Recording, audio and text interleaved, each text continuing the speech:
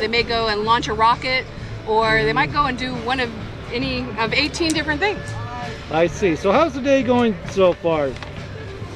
That's not mine. Okay, there, I feel better. It has been a wonderful day. I am so amazed and surprised at how many people came today, and how many volunteers showed up, and just how many people came to contribute. You know, the thing that Dean and I talk about for these things is an old fairy tale called Stone Soup. A man goes to a village and all he brings is a rock and a pot. And he puts the rock in the pot, and sooner or later a villager comes and says, "Hey, what are you doing?" He said, "I'm making stone soup, but I don't have anything to put in it. So could you come and bring your vegetables, and could you come and bring your meat, and could you come and bring a potato, and could you come and bring something else?" And sooner or later you've got a whole pot of stone soup where the entire village has contributed, and what you end up with is much greater than just the sum of the parts. You end up with community, and community is what we're really trying to inspire here today. And you probably saw a lot of different groups and people that come together at this thing. So one of the amazing things is all of the different walks of life that are here. You know, Eastridge Little League is here helping to feed everybody, and the Indian Community Center is here supporting the Indian community and sharing their culture with us. And we had a couple of hard rock bands, and we had a couple of the Rotarians and the Kiwanis, and I don't know of any other event where you bring together such a diverse group of people and bring them together to celebrate their own community. It's pretty spectacular. Okay, so I take it that when first starting off this morning, it was almost like on a bit of a panic of just converging the different resources. We were here last night until about 11:30, and we got a good head start on today. This morning it was controlled chaos is what we like to call it. I don't think there was any panic, but there was a lot of controlled chaos. It was, you know, the porta potties that had to get here at 7, the tables that got here at 7:10, the bounce house that got here at 7:40, the barbecue pit that got here at 8, and somehow it all comes together and turns out well. Okay, so it's about 15 minutes to 4 o'clock. We're almost to the end of the event, but then what happens that you and Dean and many other volunteers are going to still be here working? So the event is not over when the people that came to participate go away.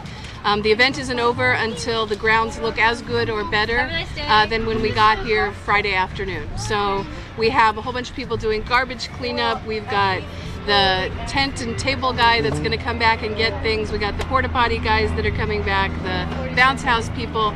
We've got to pick up all of the paper and the litter and the bottles and the cans and the paper plates, all of the food, and make sure we leave it as clean as we took it over. There must be a real driving desire of you and Dean and many others to make all this happen. And what is it? Not many people do what you do. You know, Dean and I have been talking about that for years. We don't have any kids, so we adopt all of the kids that are here as our family for the day. We want them to know that living in Silicon Valley has a tremendous number of benefits, that they can do, be, and have anything that they want if they're willing to work for it. And that sense of community and that sense of education is something that we want to make sure that as many people in the community as possible get. So you have the staff shirt, but I noticed Dean did not put on his staff shirt. People, they recognize him with the orange shirt? Yeah, you know, Dean has an annual thing about wearing a bright orange shirt. And last year we got bright orange take flight shirts. This year I got white ones because I knew it was going to be 100 degrees outside and I just wanted white. So he decided that he was going to wear his, what he's well known for, the bright orange Hawaiian shirt, which I also bought him, by the way. Okay, so the garbage is cleaned up, the place looks better than it was before. Then what do? Go home and sleep? You know what we do, actually? It's sort of a tradition with Dean and I. When everybody's gone and everything's down and everything's done, the sun is going down, we stand just sort of in the middle, and you can hear the echo of all of the people that were here today and all of the fun that was had and all of the community spirit that was generated. And that's really when you know it was all worth it. Okay, now there's next year. We're aiming for NASA Ames Research Center? Yes, next year we're aiming for NASA Ames Research Center. We tried this year, it didn't quite work out. We're going to submit our permit on October 1st this year. We're going to pick a date as soon as this event is over with. And what we believe is that NASA will have the facilities to get us more than 10,000 people at the event during the day and reach just a lot larger group of people. And that's really what it's all about. Reach as many people with all of these community resources as we can. So NASA, we think, will help us do that. They have a lot of the resources there on site. They're willing and able to help us. And we think that we can make it bigger and better. And we next even year. had some NASA people here today. Absolutely, we had NASA people here today. We had Mark Leon, who has been a supporter since the first day.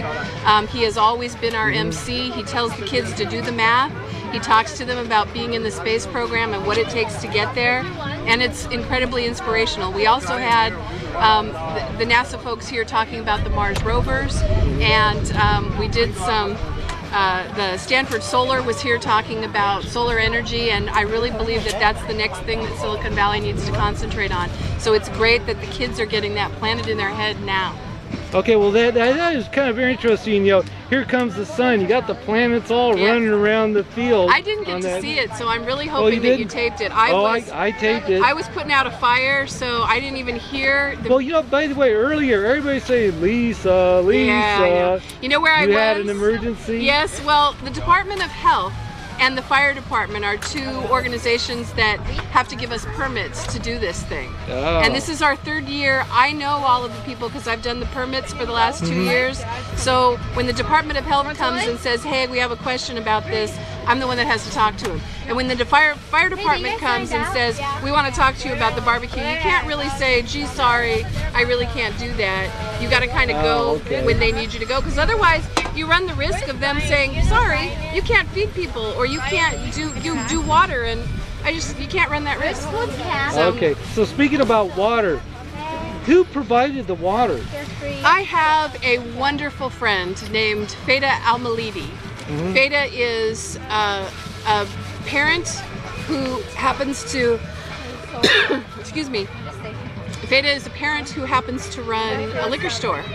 And I told her that we needed water, that it was going to be 100 degrees, that we needed to keep people hydrated so that we didn't have any risk of anybody going to the hospital. And she graciously donated 2,400 bottles of water for people today. My gosh, okay. So it took we rented a U-Haul truck, we drove to her liquor store in East Palo Alto, and between her and the folks at Nestle Water, we got 2,400 bottles of water. That's 100 cases for those of you that don't know, and 100 cases is a lot of water. Okay. So we filled up 4 water buckets and we kept everybody hydrated until 1:30 when we ran out. And then we had to send a truck to Costco to get some more. Okay, so more info on Take Flight for Kids, they go to? Go to our website, takeflightforkids.com. Look for information on next year's great event. And please donate when you see the donate sign on our website, because this is all done out of volunteer effort and the goodness of everybody's hearts that shows up today. Okay, here with Lisa, the co-organizer or whatever. Co-founder of Take Flight for Kids. Okay, thank you. Thanks.